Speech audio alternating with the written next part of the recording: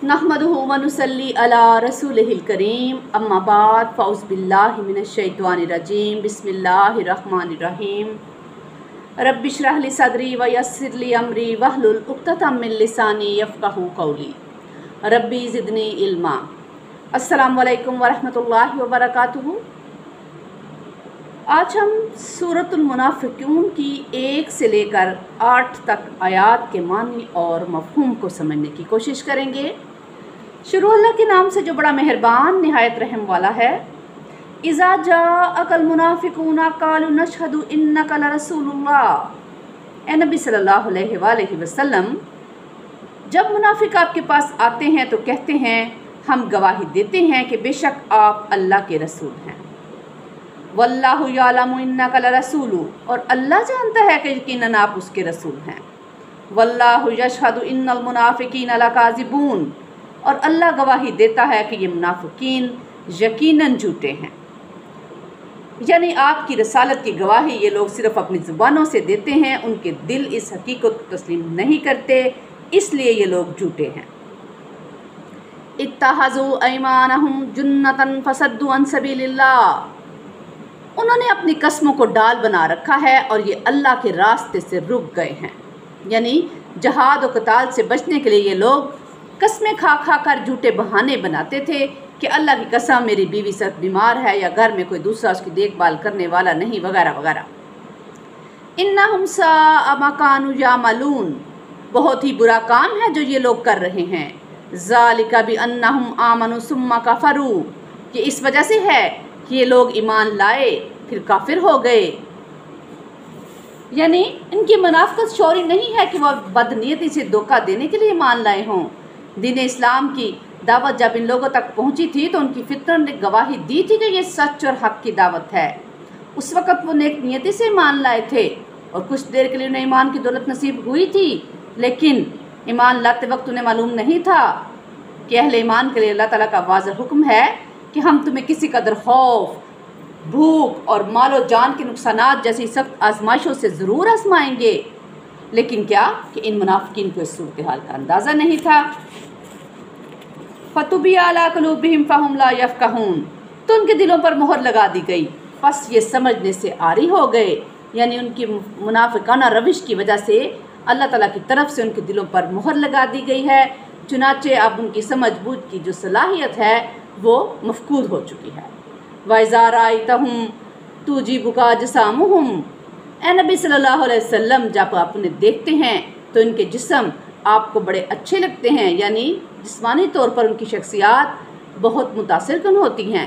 वइन यक़ूलू तस्मऊ लिक़ौलिहिम, और अगर वो बात करते हैं तो आप उनकी बात सुनते हैं।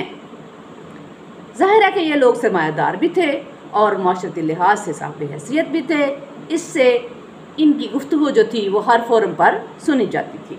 कअन्नहुम खुशबुम मुसन्नदा, लेकिन ये दीवार से लगाई हुई खुश्क लकड़ियों की मानिंद हैं। यहसबूना कुल्ला सैहतिन अलैहिम, ये हर ज़ोर की आवाज़ को अपने ही ऊपर गुमान करते हैं।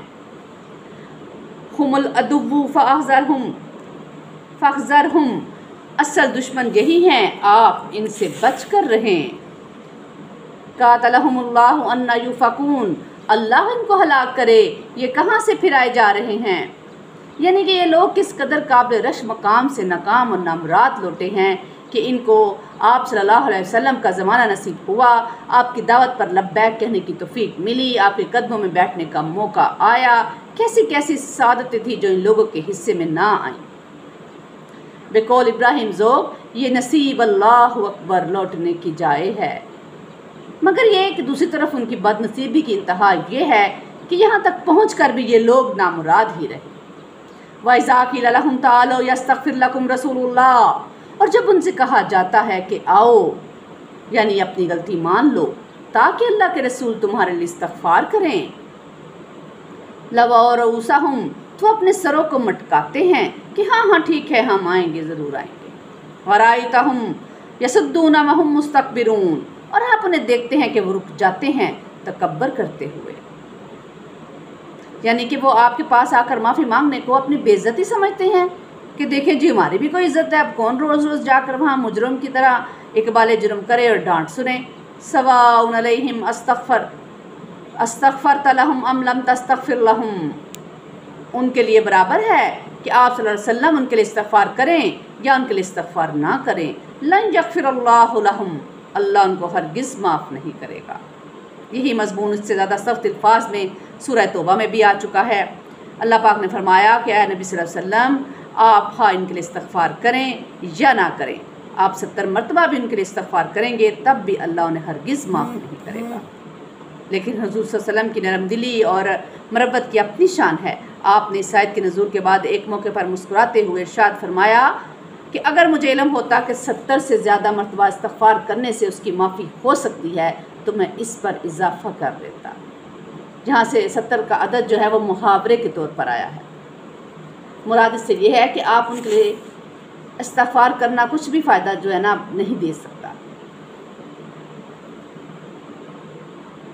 ان اللہ لا یہدی القوم الفاسقین، یقیناً اللہ ایسے فاسقوں کو ہدایت نہیں دیتا۔ ہم الذین یقولون لا تنفقوا علی من عند رسول اللہ حتی ینفضوا، یہی ہیں وہ لوگ جو کہتے ہیں کہ مت خرچ کرو ان پر جو اللہ کے رسول کے گرد جمع ہو گئے ہیں یہاں تک کہ منتشر ہو جائیں۔ یعنی منافقین سمجھتے تھے کہ اگر اہل مدینہ مہاجر مسلمانوں پر خرچ کرنا بند کر دیں گے تو چند ہی دنوں میں یہ ساری بھیڑ چھٹ جائے گی۔ یہی بات عبداللہ بن ابی نے جھگڑے کے موقع پر انصار مدینہ سے کہی تھی۔ وَلِلَّهِ خَزَائِنُ السَّمَاوَاتِ وَالْأَرْضِ وَلَٰكِنَّ الْمُنَافِقِينَ لَا يَفْقَهُونَ، حالانکہ آسمانوں اور زمین کے خزانے تو اللہ ہی کے ہیں لیکن منافق اس حقیقت کا شعور نہیں رکھتے، فہم نہیں رکھتے۔ یقولون لئن رجعنا إلى المدینة لَيُخْرِجَنَّ الْأَعَزُّ مِنْهَا الْأَذَلَّ، وہ کہتے ہیں کہ اگر ہم مدینہ لوٹ گئے تو جو طاقتور ہیں وہ لازماً نکال باہر کریں گے وہاں سے ان کمزور لوگوں کو۔ عبداللہ بن ابی نے لوگوں کے جذبات بھڑکاتے ہوئے یہ بھی کہا تھا کہ جب ہم مدینہ واپس پہنچیں گے تو بالکل متفق الرائے ہو کر یہ طے کر لیں گے کہ جو صاحب عزت ہیں یعنی جو مدینہ کے قدیم باشندے ہیں وہ ان مہاجروں کو جو بڑے کمزور ہیں جن کی کوئی حیثیت نہیں مدینہ سے نکال باہر کریں گے۔ وَلِلَّهِ الْعِزَّةُ وَلِرَسُولِهِ وَلِلْمُؤْمِنِينَ وَلَٰكِنَّ الْمُنَافِقِينَ لَا يَعْلَمُونَ، حالانکہ اصل عزت تو اللہ اور اس کے رسول اور مومنین کے لیے ہے لیکن یہ منافق نہیں جانتے۔ عبداللہ بن ابی کے بیٹے کا نام بھی عبداللہ تھا جو بہت مخلص صادق القول اور صادق الایمان صحابی تھے۔ انہیں جب یہ معلوم ہوا کہ میرے باپ نے یہ غلط باتیں کی ہیں تو انہوں نے اپنے باپ کو سبق سکھانے کی ٹھان لی۔ چنانچہ لشکر جب واپس مدینہ پہنچا حضرت عبداللہ جو تھے جو ان کے بیٹے تھے تلوار سونت کر اپنے باپ کے راستے میں کھڑے ہو گئے۔ انہوں نے عبداللہ بن ابی سے کہا اب جب تک تم یہ نہیں کہو گے کہ میں ذلیل ہوں اور تمام عزت اللہ اور اس کے رسول اور اہل ایمان کے لیے ہے اس وقت تک میں شہر میں تمہیں داخل نہیں ہونے دوں گا۔ عبداللہ بن ابی نے اس پر حضور صلی اللہ علیہ وسلم سے فریاد کی اور لوگوں کے سامنے دہائی دی کہ دیکھو میرا بیٹا میرے قتل کے در پہ ہے، لیکن حضرت عبداللہ اپنے موقف پر قائم رہے اور انہوں نے اپنی مذکورہ شرط منوا کر ہی اپنے باپ کو شہر میں داخل ہونے کی اجازت دی۔ یہ تھا جذبہ ایمانی۔ اللہ تعالیٰ ہمیں بھی ایسا جذبہ ایمانی نصیب فرمائے۔ یہ جو 8 آیات تھیں یہ تو نفاق کے مراحل اور اس کی تشہیر پر مبنی تھیں۔ ان میں گویا مرض نفاق، اس کی علامات، اس کا نقطہ آغاز، اس کا سبب اور اس کے مختلف مدارج اور اس کی ہلاکت ہیزی یہ تمام چیزیں زہر بحث آ گئیں۔ ان آیات کا خلاصہ یہی ہے کہ نفاق کی وجہ سے بالا ہر انسان کے دل میں اللہ کے رسول اور اہل ایمان کے خلاف شدید دشمنی پیدا ہو جاتی ہے اور یہ بیماری انسان کو ہلاکت اور بربادی کے راستے پر وہاں پہنچا دیتی ہے جہاں اللہ کے رسول کا استغفار کرنا بھی اس کے کام نہیں آ سکتا۔ اللہ تعالیٰ ہمیں بغض، حسد، کینہ اور نفاق سے بچائے اور اللہ تعالیٰ ہمارے سینوں کو نفاق سے پاک کر دے اور ہمیں اور ہماری اولادوں کو اپنا فرما بردار بنا لے اور اللہ تعالیٰ ہمیں دین پر استقامت دے، قرآن کو پڑھنے، سمجھنے اور عمل کرنے کی توفیق عطا فرمائے اور اللہ تعالیٰ ہم سے دین کا کام لے لے۔ ربنا تقبل منا انک انت السمیع العلیم وتب علینا انک انت التواب الرحیم۔